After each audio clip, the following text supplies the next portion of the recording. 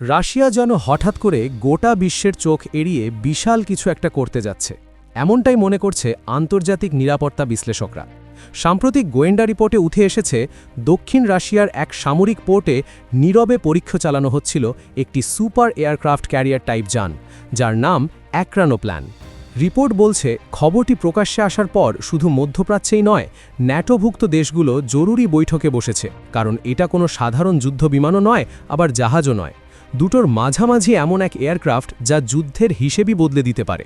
অ্যাক্রানোপ্ল্যান আসলে সোভিয়েত ইউনিয়নের সময়, বিশেষ করে 1960 ও 70 দশকে রাশিয়া এমন এক ধরনের যান তৈরি করেছিল যা সমুদ্রে খুব কাছ দিয়ে পানির মাত্র কয়েক মিটার ওপরে উড়ে চলতে পারে, যা পানির খুব কাছ দিয়ে বাতাসে ভেসে চলে, ফলে এটি বেশি ভার বহন করতে পারে এবং জ্বালানি খরচ তুলনামূলক কম হয়। রাশিয়া এই প্রযুক্তি ব্যবহার করে বিশাল আকারের সামরিক অ্যাক্রানোপ্ল্যান বানিয়েছিল। এই প্রযুক্তি এতদিন কোথায় ছিল? সোভিয়েত ইউনিয়ন ভেঙে যাওয়ার পর অনেকেই ভেবেছিল অ্যাক্রানোপ্ল্যান প্রকল্প পুরোপুরি বন্ধ হয়ে গেছে, কারণ তখন রাশিয়ার অর্থনৈতিক অবস্থা ভালো ছিল না, ফলে অনেকেই ভেবেছিল এটা বিলুপ্ত হয়ে গেছে। কিন্তু বাস্তবে রাশিয়া এটাকে পুরোপুরি বাদ দেয়নি। বিভিন্ন সামরিক গবেষণা সংস্থা গোপনে এই প্রযুক্তির উন্নয়ন চালিয়ে গেছে, যা গোটা বিশ্ব কোনোদিন জানতেও পারেনি।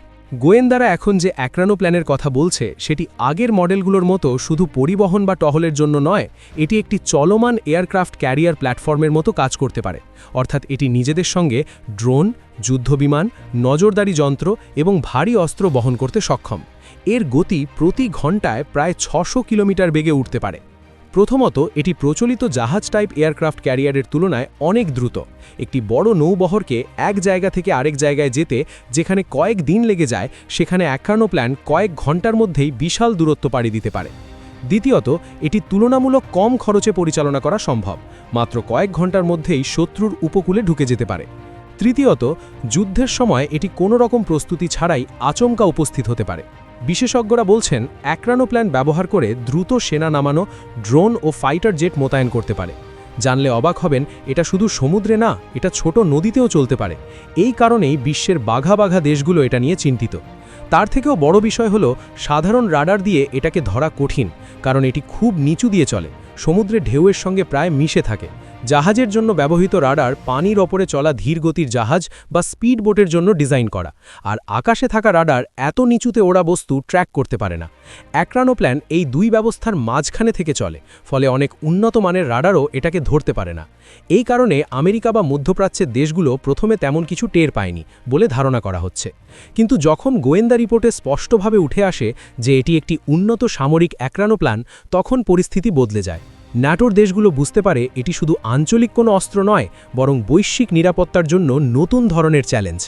এই অ্যাক্রানোপ্ল্যান কি করতে পারে সেটাই এখন বিশ্বের বড় বড় সামরিক শক্তিগুলোকে ভাবিয়ে তুলেছে।